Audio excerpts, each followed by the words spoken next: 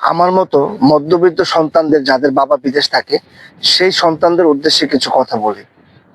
দেখেন, বাবারা সন্তানের চাহিদা পূরণ করবে, এটাই স্বাভাবিক।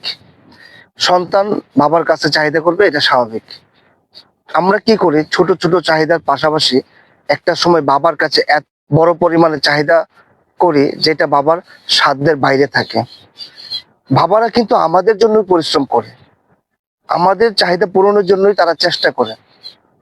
বাবারা কখনো নিজের জন্য চেষ্টা করে না, সন্তানদের জন্য চেষ্টা করে।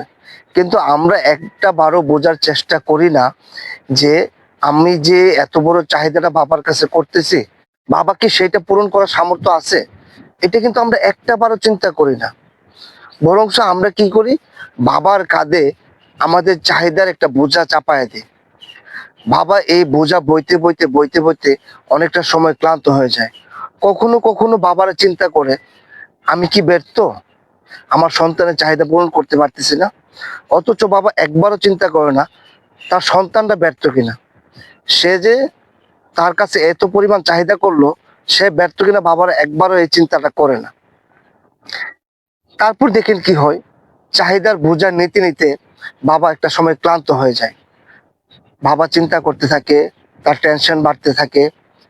বাড়তে বাড়তে একটা সময় দেখা যায় যে এরকম সংবাদ আসে, বাবা হঠাৎ ঘুমের ঘোরে স্ট্রোক করে মারা গেছেন। আমরা বিনিময়ে কি পাই? চাহিদার বিনিময়ে আমরা পাই বাবার বিদেশ ফেরত লাশ। তখন আমাদের চাহিদাটা কই থাকে? তখন কে আমাদের চাহিদাটা পূরণ করবে?